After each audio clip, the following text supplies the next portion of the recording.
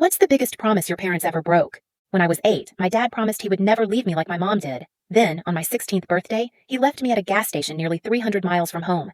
My childhood was shaped by my mother's absence. She left when I was 4, just a hastily written note and a void my dad tried to fill in every way he could. "It's just you and me now, kiddo," he used to say, ruffling my hair.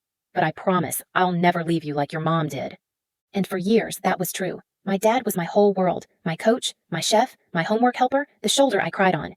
He worked 2 jobs so I could play hockey, the one place I felt free. He'd wake up before dawn, sit huddled in the freezing rink at 5 a.m. with a coffee in hand, giving me a thumbs up whenever I looked toward the stands. We weren't rich, but we were a team. Everything changed when I was 14. Dad met Claire at a work party. Suddenly, our apartment smelled like scented candles and had decorative throw pillows. Dad started wearing cologne. 6 months later, Claire moved in, bringing her 10-year-old son, Mason. Mason broke my stuff and complained anytime Dad came to my games. The first fight was over something small. Dad skipped one of my tournaments to go to Mason's science fair. Then, Claire suggested I was too old for bedtime stories. After that, the arguments got worse, about money, space, attention. One night, when I asked why we had to cancel our annual camping trip, Dad said softly, "You're being selfish." "Claire and Mason are family too now, kid." For my 16th birthday, Dad promised a special trip just to the two of us, like old times, a drive to Lake Michigan, a stay in our usual cabin. No Claire, no Mason. He swore it. Time just for us. I looked forward to it for weeks, even as tension simmered at home. That morning, Dad was quiet. After 3 hours on the road, we stopped at a highway gas station. "Go grab some snacks," he said, handing me a $20 bill. I ran inside, picking out our usuals, sour candy for me, beef jerky for him, 2 cans of Coke. When I came out, the car was gone. I thought it was a joke. Dad used to hide around corners and jump out to scare me. I walked the lot, half laughing, calling his phone. No answer. I called again. And again.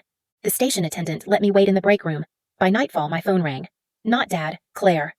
"Your dad can't do this anymore," she said flatly. "We think it's best if you live with your Aunt Emily in Michigan."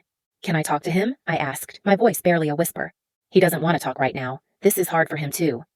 That night, my 16th birthday, I slept in a plastic chair in a gas station break room, nearly 300 miles from home, abandoned by the second person who'd once promised never to leave me. Aunt Emily was kind but confused when she picked me up the next morning.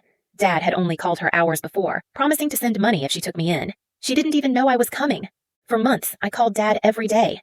No one ever picked up. At Christmas, he sent a card and $100. "Sorry it ended like this. Claire's pregnant. I need to focus on the baby." Last week, 3 years later, he called out of the blue. "Mason's been acting out. Claire's gone. Dad's alone. He wants to start over. Another promise." I listened quietly, then said I had to go. My roommate was waiting. We were headed to the ice rink where I now coach kids from broken homes. "Those kids need someone who keeps their promises," I said before hanging up. "And now, so do I."